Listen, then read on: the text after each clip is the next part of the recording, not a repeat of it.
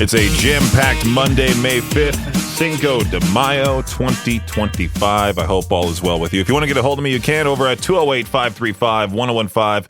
We got the secret sound going on, powered by the Advocates Injury Attorneys. The jackpot has reached its max, $1,048. Will somebody guess it correctly before Friday this week? We'll have to wait and see. Also, tomorrow morning, 8 a.m., we'll be announcing something. I can't say anything else besides that. Just tomorrow morning, 8 a.m., set that alarm for 7:55, so that way you tune in. Hopefully you're already tuned in by then. Hopefully you're listening all day to us because we're that cool, right? Well, tomorrow morning, 8 a.m., we'll make some type of announcement that I think most K-Bear listeners will be happy about. Also, what else is there? Secret sound I covered. Announcement I covered. Well, there was something else. I went to the farmer's market, I guess, for the first day it was opened. And, overly crowded. Way hot on Saturday. Way hot. It felt like an actual summer day, and before we all know it, we'll all be complaining about the hot weather. And then once fall comes around, we'll be complaining the cold weather. It's on its way. Yeah. Looking forward to the summertime, but also I need to get myself a nice air conditioning unit that fits in the window that goes sideways instead of up and down. I would love to have some sort of AC rather than this like tiny fan that oscillates. Anyway, first world problems, I know. Like I said, if you want to get a hold of me, you can over at 208-535-1015. Peaches Pip Party will continue here in just a few on K-Bear 101. One thing I completely forgot to mention, in addition to getting caller 20 for the secret sound powered by the Advocates Injury Attorneys, not right now. I'm just saying when we give out that cue to call, and if you're caller 20, you not only get the opportunity to win $1,048, all thanks to the Advocates, but also you'll be entered into a drawing for Seether, POD, and non-point tickets live at the Mountain America Center on Sunday, May 18th. Also, if you sign up within the apps, we'll enter you into the contest as well for that. Just fill out the secret sound form if you haven't done so already. Don't be that person that's filling out the form multiple times. I have to say this with every giveaway because there's going to be somebody who just decides to enter like 17 times on one app, and it says their name repeatedly, and I just go delete until there's one left. And that's what you get. You get one per app, K-Bear, Alt, and Cannonball. You get a maximum of 3 entries into any drawing that we do around here. If you enter like 20 times on the Alt app, that doesn't mean you have 20 entries. That means you have 19 eliminated. You got 1 left. All right? For the K-Bear 101 secret sound powered by the Advocates, now with Seether tickets. We'll be drawing for those winners on Friday before I think the secret sound ends if we don't get a winner by then. All right? The K-Bear 101 secret sound powered by the Advocates Injury Attorneys. At some point this afternoon, I will give out that cue to call, but not right now. Now, I'm not suggesting this as a tactic to get free food from the drive-thru. You ever hear of Pay It Forward? You know, that sweet little chain of kindness where someone buys your drink and you're like, oh my God, humanity still exists. Well, some genius out there thought of Pay It Backward. This girl on TikTok, she pulls up to a Dunkin' drive-thru, just vibing, minding her own business. The employee goes, hey, the guy in front of you said you're paying for his order. Obviously, that wasn't the case. He just took off with the free coffee. She was stuck with the bill. She said, no, I'm not paying it. Luckily, the restaurant was like, okay, yeah, clearly this lady doesn't know. We just got scammed. There was the man hasn't been caught at all. He got away with the free coffee. I mean, obviously, he's probably not welcome back there. If he tries showing up, some employee will recognize him. Every time I see a story like this, or I see some like freak accident on YouTube, no matter what, if I see a freak accident online overall, makes me wonder, should I get a dash camera? Should I spend the $400 on like an expensive dash camera for the front, get one for the back too, have basically cameras all around my car, so that way if this person had a dash cam, this girl had a dash cam, she could have gotten the guy's license plate number, could have served him justice for trying to get her with the bill. I mean, this could qualify for Genius of the Day, which, by the way, you can hear weekday mornings, 6:45 a.m. during the Victor Wilt Show. So apparently there is another internet fight going on. Maybe I can make this a to each their own question. Do you like olives on your pizza? Olives on pizza. Not pineapple, not anchovies, olives. That's the new battleground, apparently. Some woman posted a picture of her pizza after a long day of moving, probably just trying to enjoy a nice slice in peace. The internet went full scorched earth, apparently to where this isn't now in the radio prep. Like, she committed a culinary hate crime with a can of black pearls all on the pizza. That was it. Like, that was the only topping on the pizza. I'm looking at it right here. It's just cheese, olives, and that's it. She has the garlic dipping sauce. Looks like it's from Domino's. But one person said if they were offered olive pizza for helping someone move, they'd return all the furniture to the old house. That's not a joke, a threat with home goods energy type of thing, you know? Me personally, I don't care. I don't care whatsoever. Saturday, I was hanging out with a couple of friends. One of the guys ordered pizza. He puts the boxes on the kitchen counter. One of them is buffalo chicken. The other one is pineapple, Hawaiian. Obviously, I'm not the biggest fan of pineapple on pizza. Don't really care for it. But did I grab a slice and eat it? Sure, because it's free pizza. Olives on pizza. Aren't olives like more accepted on pizza, way more so than pineapple? Or is this like a Gen Z thing where the kids don't like olives for some reason?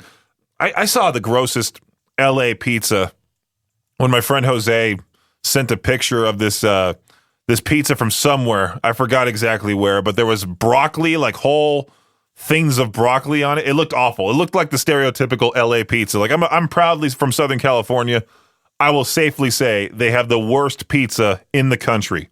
New York, definitely the best. From 1990 to 2002, anyone who watched NBA basketball on NBC will remember the theme song Round Ball Rock, composed by John Tesh. Well, the NBA will be returning to NBC next year, and so will Round Ball Rock. Tesh struck a deal with the network to keep his basketball anthem a part of the program, which should make fans who grew up watching Magic, Michael Jordan, Kobe very happy. That's pretty cool, right?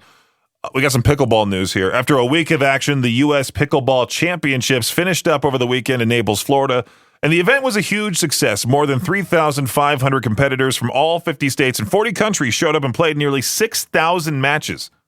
Over $160,000 in prize money was awarded when champions were crowned on Saturday, and along with all the competitors showing up to play, more than 50,000 spectators also showed up to cheer the players on. If you watched the Kentucky Derby, you know Sovereignty won the whole thing. The track was rain-soaked, sloppy at Churchill Downs on Saturday, and the pre-race favorite to win was Journalism with 3-1 odds, but it was Sovereignty with odds of 7-1 who finished first, edging Journalism by 1.5 lengths. Next up for Sovereignty is a trip to the Preakness Stakes in 2 weeks. Sovereignty will try to become the first horse to do the Derby Preakness Double, since Justify won the last Triple Crown in 2018. And if Sovereignty can get a victory at the Preakness, history will be made at the final Triple Crown race, the Belmont Stakes, in early June. Before the race even began, Grace Potter sang the national anthem and turned some heads. Many people loved it.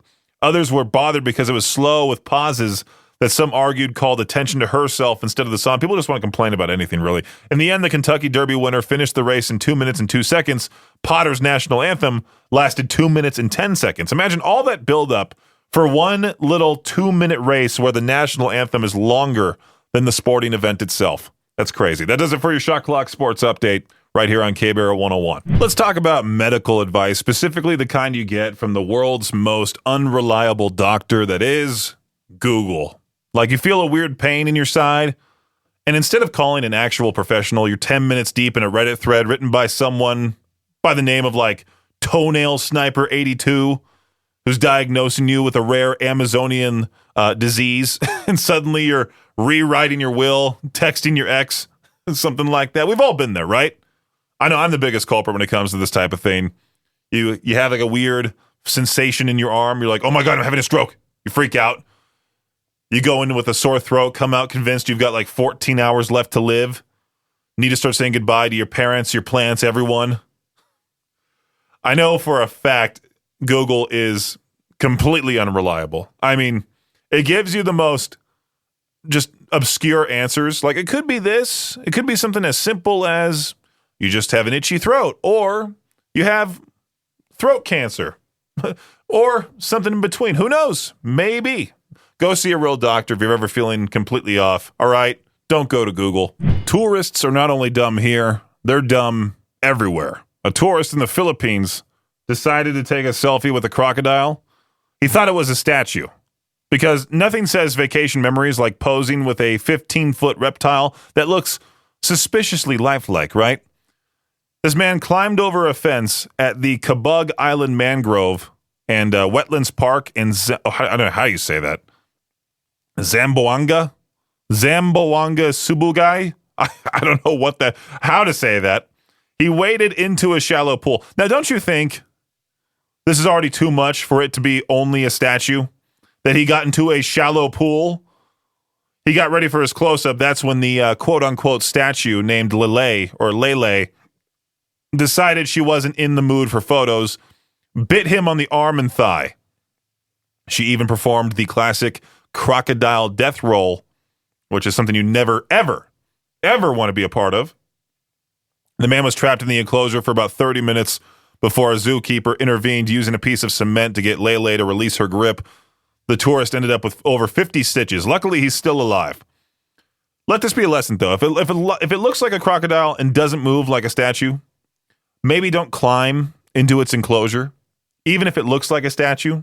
And if it's in an enclosure, stay outside of the enclosure. You think people would know this, but stories like this pop up, and pretty soon we'll get yet another person trying to pet the bison at Yellowstone. It's bound to happen. Peach's Pit Party right here on K-Bear 101. Was this a challenge before? I don't know. It says TikTok teens are reviving the Kool-Aid Man challenge. I don't remember this at all. Where they would just crash fences shouting, "Oh yeah!" In Staten Island, homeowners are waking up to fence fragments, hefty repair bills. One resident discovered his fence demolished by teens emulating the challenge, likely filming the act for social media. The trend isn't new, apparently.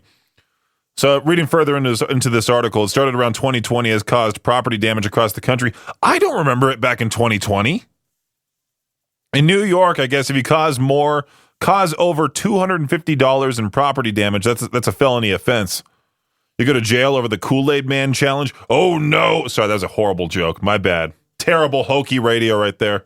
I was just looking at my interviews folder, looking at all the ones that I've done in the past, and I was contemplating uploading old segments of interviews on our social media pages, just to kind of be like, hey, remember when I talked to so-and-so? You can find it on demand as part of the Artist Interrogations podcast.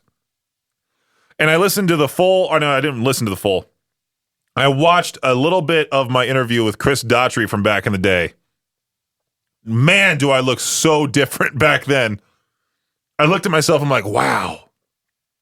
I look like a baby face. I looked like I was 16 in that video. I think that's back when I was like I was new. I was fresh to the area. And now looking at myself, I look more like Daughtry than myself, to be quite honest. But yeah, I'll have to upload that clip on our social media pages, especially our TikTok. By the way, I uploaded a clip of me talking to Rory Rodriguez of Dayseeker on our TikTok. You can find that, K-Bear 101 FM. I'm glad to see that one's going well. My TikTok videos have been doing pretty well for our account. Way to do my job. That's right. Way to do your job, Peaches, as Victor would say. A couple things to talk about here to basically repeat what I said at the beginning part of the show is that Secret Sound now has more stuff added onto it. Not only is the jackpot now reached its maximum it can go at $1,048, but also, if you're caller 20 when you hear that cue to call, not right now, but when you hear that cue to call, and you are that caller 20, we'll enter you into a drawing for tickets to go see Seether, POD, and Nonpoint live at the Mountain America Center on Sunday, May 18th. Not this weekend, but next weekend that'll be taking place. It's going to be a busy weekend for us around here. It's going to be a great show for sure. Excited for it. There's that to talk about. Plus, tomorrow morning, 8 a.m., that's when we'll have a big concert announcement for you and the rest of the K-Bear Rock Army. Very excited for this one. I already posted the teaser on our social media pages. People asking me, where's it going to be? Trying to get details. Not saying a single thing until tomorrow morning, 8 a.m. on Victor's Morning Show. I'm sure he'll make the big announcement right as I show up. Make sure to set your alarms. Make sure to be on the lookout for that big announcement. It's going to be exciting for sure. I had to see and deal with a lot of different things playing basketball from the age of like 13 all the way to 22 in school and all of that. Well, I never saw anything like this, thankfully. This referee was arrested after his concealed weapon fired off. Now, did it fire off in his bag, or did he just... It says here, he was working as a referee for a youth sporting event when he fired a weapon that had been concealed in his gym bag. I guess he was just rummaging through it and it went off, and luckily nobody was injured. But he was charged with carrying a concealed weapon and discharging a firearm into occupied property. I remember the one time we went to Compton High School, and it was pretty intimidating because we're going to Compton, California, out of all places. And they had this guy on the team named Isaiah Bailey. He was like number 2 in the nation when it came to the sport. He dunked the ball, and one of my teammates, I think I talked about this story before, one of my teammates named Tristan pushed him as he was hanging from the rim after he dunked the ball, which, of course, you don't do, especially in Compton High School, out of all places. Collectively, the entire crowd in support of Compton screamed their head off. We had to be like escorted out of the gym. Luckily, no guns were fired off at any point during that stay. There aren't many great expectations for a drunk and pantsless Florida man who got himself arrested, and then cops told him his name is Charles Dickens. Yeah, police picked up this man who was walking around a parking lot with only a t-shirt on, no pants. They noted that his downstairs area was on display, and he had 2 bottles of wine and a can of beer.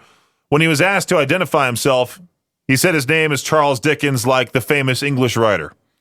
But officers had their doubts and soon learned that, he was telling a tale of 2 identities. His name is actually Vincent Conroy. He was, of course, arrested, charged with indecent exposure, and even providing a false name to the police. It was the best of times. It was the worst of times for Florida man. It was awesome to see this news. You know, Ghost, they scored the first #1 album of their career. Skeleton tops the new Billboard 200 chart with 86,000 equivalent album units. 77,000 of that being actual CD, vinyl, or digital sales. Just over 44,000 copies were sold on vinyl, which is the biggest week for a hard rock album on vinyl in that modern counting era that started back in 1991. Isn't that crazy? Skeleton is the first rock album to top the Billboard 200 this year, and the first hard rock album to top the chart since AC/DC with Power Up in November 2020. They're getting up there with AC/DC. That's right. Skeleton is Ghost's 5th top 10 album overall. Shows how wildly successful they are. So when you see those people spewing off online that Ghost sucks, just tell them that news. Be like, hey, where's your #1 album? Oh, wait. You can't even play the guitar. Even the professionals, the legends, they still get nervous. Geezer Butler says that the upcoming Black Sabbath reunion gig on July 5th in their hometown of Birmingham, England, is causing him to lose sleep. Yeah, he told The Guardian, I'm having palpitations already. In fact, I had a nightmare last night. I dreamed everything went wrong on stage. We all turned to dust. He added, it's important that we leave a great impression since it is the final time that people will experience us live, so it has to be great on the night. In addition to Ozzy and Sabbath, the bill includes Metallica, Guns N' Roses, Tool, Slayer, Pantera, Gojira, Alice in Chains, Hailstorm, Lamb of God, Anthrax, and Mastodon. Tom Morello is the show's musical director. He'll also lead an all-star band that will feature Duff McKagan and Slash, Billy Corgan of the Smashing Pumpkins, Fred Durst of Limp Bizkit, Wolfgang Van Halen. There's so many legends. You got Tobias Forge of Ghost, Chad Smith of the Red Hot Chili Peppers. I wonder how this is going to turn out. Are they going to make a DVD out of this? I hope they do. I hope they do some dramatic theatrical like DVD release for this show because I would love to watch it. I would have loved to see it live, but you know, those tickets sold out and I cannot afford at all a plane ticket to fly all the way out to England and spend a couple days there watching the end of what I'm not the biggest Black Sabbath fans. but I would totally love to see them one last time before they're done completely. I was on Facebook, and besides it being Cinco de Mayo and it's supposed to be Revenge of the 5th, I kind of like Revenge of the 6th a whole lot more. But then I also saw, thanks to Justin from 105 The Hawk, he posted that today is National Concert Day. It's typically observed on the first Tuesday of May, but it says here that it is also celebrated annually on May 5th. So it's not even Tuesday. It's just, according to holidaycalendar.io, National Concert Day is May 5th. All right, maybe Live Nation should have done some sort of special deal. Oh, wait, this one says, anyway, today is supposedly National Concert Day. Let's say that, because I'm seeing another site here that says National Concert Day is tomorrow. How confusing. How dumb. I'm just going to say it's today. Forget it. Today, National Concert Day, since Justin said it first, today is National Concert Day. For to each their own, what was your all-time favorite concert that you've been to? My first one, when I went to AC/DC at the Forum in 2008 with my dad, seeing a rock band for the very first time at 12 years old, that was so much fun. My dad high-fived Brian Johnson. I mean, we were right there by the catwalk. That was 17 years ago. That's crazy to think, really. So what was the best concert you've ever been to? Let me know. Call into the show right now, 208-535-1015. Getting your answers to today's question, what was the best concert you've ever been to? K-Bear, what's happening? Ozzy Osbourne, Bark at the Moon, and Motley Crue, Shout at the Devil, Boise State Pavilion. What year was that? Do you know? 1984. Man. Sucks being born in 96, man. Well, anyway, that's what I got. That's a good one. You said it was Ozzy. Who else was there? I'm sorry? Guns N' Roses? Ozzy and Motley Crue. Ozzy and Motley Crue. My bad. Motley Crue, Guns N' Roses, same thing, you know? Yeah, pretty much. Well, awesome, right man. on. Well, thank you for that answer. I appreciate that. Pantera, Cold Chamber, and Anthrax with that, too. Oh, that sounds awesome. Appreciate the answer, man. Thank you so much. You bet. Thank you. K-Bear, how's it going? Hey, Peaches. Good. How are you? I'm doing fantastic. You have an answer for the Peach their own? I do. My answer for the best concert is Metallica when they were in Salt Lake a few years back. Yeah, I only saw them way far away in 2017 at the Rose Bowl, and they did put on a great show for sure. They always have a super long set, and I like how they change their set with every show, too. Yeah, I agree. We grew up listening to it when my sister and I were a kid with our mom, and so it was just awesome to go and see it live. And then walking out, there was a couple people who were dissing on it, saying it was the worst show they've ever been to. And I was like, what are you talking about? What shows are you going to that are better? Right. No kidding. I did find this real funny, how there was like this whole crowd of people. One guy was recording the whole crowd of people walking through a tunnel, and it was just basically saying, like, all of this to go see 4 old dudes, and then it showed AC/DC on stage. And Hey, it's worth it. Right. All right. Thanks, Peaches. Hey, thank you. I appreciate it. Yeah, bye. Bye. Thanks for listening to Peach's Pit Party, the podcast. If you enjoyed the show, please share, subscribe, and rate the podcast. Peach's Pit Party is hosted by me, Peaches, a.k.a. Brendan Peach, and is a production of Riverbend Media Group. For more information or to contact the show, visit riverbendmediagroup.com. Until next time, Peach out.